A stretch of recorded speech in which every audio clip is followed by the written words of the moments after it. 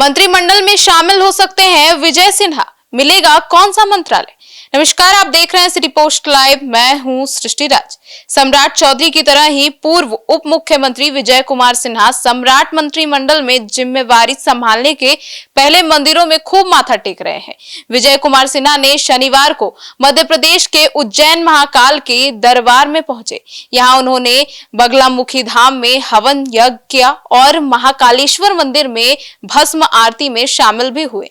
इसके पहले वे अपना प्रभाव दिखाने के लिए लगातार परशुराम जयंती में लगातार भाग ले रहे थे। अब आइए विस्तार में जानते हैं चीफ एडिटर श्रीकांत प्रत्युत्तर से। सर, मुख्यमंत्री बनने से पहले सम्राट चौधरी की तरह ही तो मंदिरों में माथा टेक रहे थे विजय कुमार सिन्हा। अब मंत्रिमंडल में क्या उन्हें जिम्मेदारी मिलेगी?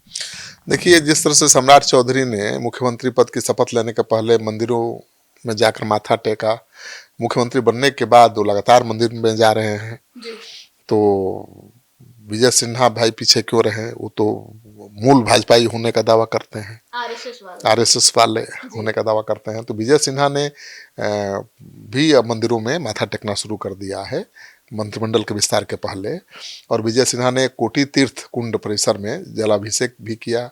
नाथ संप्रदाय के योगी पीर रामनाथ जी महाराज के अनुसार विजय सिन्हा को यज्ञ में आहुतियां दिलवाई गई।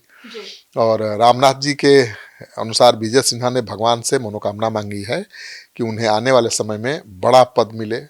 और पंडित दिनेश पुजारी का कहना है कि मनोकामना पूर्ति, मनोवांछित फल प्राप्ति, गृह शांति, पुत्र पुत्री परिजन के स्वास्थ्य लाभ की कामना के लिए महाकालेश्वर के गर्भगृह की तरह कोटि तीर्थ कुंड परिसर के आसपास रुद्राभिषेक कराने की परंपरा रही है।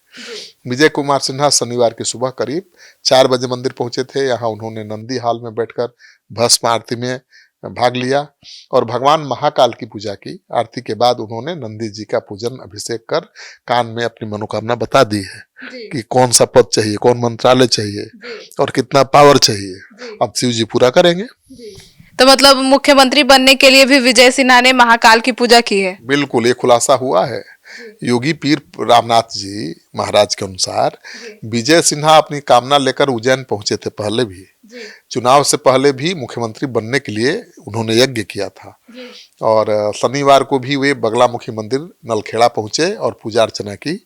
विजय सिन्हा ने विजय संकल्प भी लिया है। बिहार में नई सरकार बनने के बाद अभी तक मंत्रिमंडल का विस्तार हुआ नहीं है। इसके पहले विजय कुमार सिन्हा के पास उप मुख्यमंत्री के साथ कई विभागों की जिम्मेवारी थी, लेकिन नई सरकार के गठन के बाद सम्राट चौधरी को मुख्यमंत्री बनाया गया। जेडीयू से विजेंद्र यादव विजय कुमार चौधरी उप मुख्यमंत्री बन चुके हैं। इसके बाद विजय कुमार सिन्हा से उप मुख्यमंत्री का पद छिन गया है। अब आगे विजय कुमार सिन्हा को कौन सी बड़ी जिम्मेवारी दी जाती है, वह मंत्रिमंडल विस्तार के बाद ही पता चलेगा। सम्राट चौधरी कौन विभाग देंगे, क्योंकि मुख्यमंत्री तो वही हैं और उनकी चले तो पता नहीं क्या करेंगे। और केंद्र की चली तो पता नहीं क्या मिल जाए। सर, तो सम्राट चौधरी ने तो पहले से ही भूमि राजस्व विभाग पर सीएमओ के विशेष नियंत्रण का ऐलान कर दिया है। देखिए, ऐसा माना जा रहा है कि फिर से विजय सिन्हा को भूमि राजस्व विभाग मिल सकता है, लेकिन मिलेगा भी तो उस पर सम्राट चौधरी की निगरानी रहेगी। ये ऐलान तो उन्होंने कर ही दिया है। अभी मंत्रिमंडल तो मिला नहीं है, गठन हुआ नहीं है, विभाग भी नहीं मिला है। और पहले से ही सम्राट चौधरी ने ऐलान कर दिया है कि भाई भूमि राजस्व विभाग पर सीएमओ नजर रखेगा। अंचल कार्यालयों से लेकर जहां तक शिकायतें आ रही हैं, राजस्व भूमि से जुड़ी हुई शिकायतें, भ्रष्टाचार की शिकायतें, उस पर खुद सीएमओ उसकी निगरानी करेगा। मतलब विजय सिन्हा अगर फिर से भूमि राजस्व विभाग के मंत्री बन जाते हैं तो भी सीएमओ का कंट्रोल रहेगा, विशेष ध्यान रहेगा। अब भूमि राजस्व विभाग से बड़ी शिकायतें आ रही हैं सम्राट चौधरी के जनता दरबार में। अंचल कार्यालयों में भ्रष्टाचार चरम सीमा पर है। मोटेशन में, दाखिल खारिज में पैसे रिश्वत की खुलेआम मांग की जा रही है। ऐसे में सम्राट ने अंचल कार्यालयों से लेकर मुख्यालयों तक सीएमओ की कड़ी निगरानी का ऐलान कर दिया है। ज्यादा उम्मीद है कि भूमि राजस्व विभाग का जो मंत्री बनेंगे विजय सिन्हा, और उस विभाग पर भी विशेष नजर होगी सम्राट चौधरी की। लेकिन उनके विभाग पर सम्राट की विशेष निगरानी क्या गुल खिलाएगी, ये तो आने वाला वक्त बताएगा। मुख्यमंत्री बनने के बाद सबसे पहले उन्होंने राजस्व विभाग के कर्मचारियों अधिकारियों के निलंबन के विजय कुमार सिन्हा के फैसले को पलट दिया। तो मंत्री फिर उसी विभाग के बनेंगे तो क्या होगा आप अनुमान लगा लीजिए।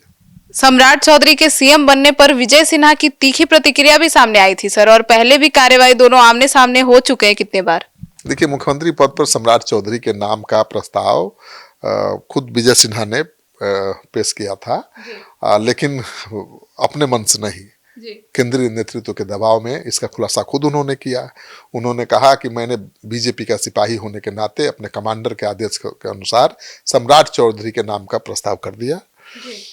हमारी पार्टी की ये तीसरी और चौथी जनरेशन है। वर्षों बरस तक जमीन पर मेहनत की, पसीना बहाया, लहू बहाया, बलिदान दिया। आज कमल खिलाने का अवसर आया और गठबंधन की राजनीति को लेकर चलने के लिए हमने सम्राट चौधरी के नाम का प्रस्ताव किया। मतलब सब मर्जी से नहीं किया, दबाव में किया।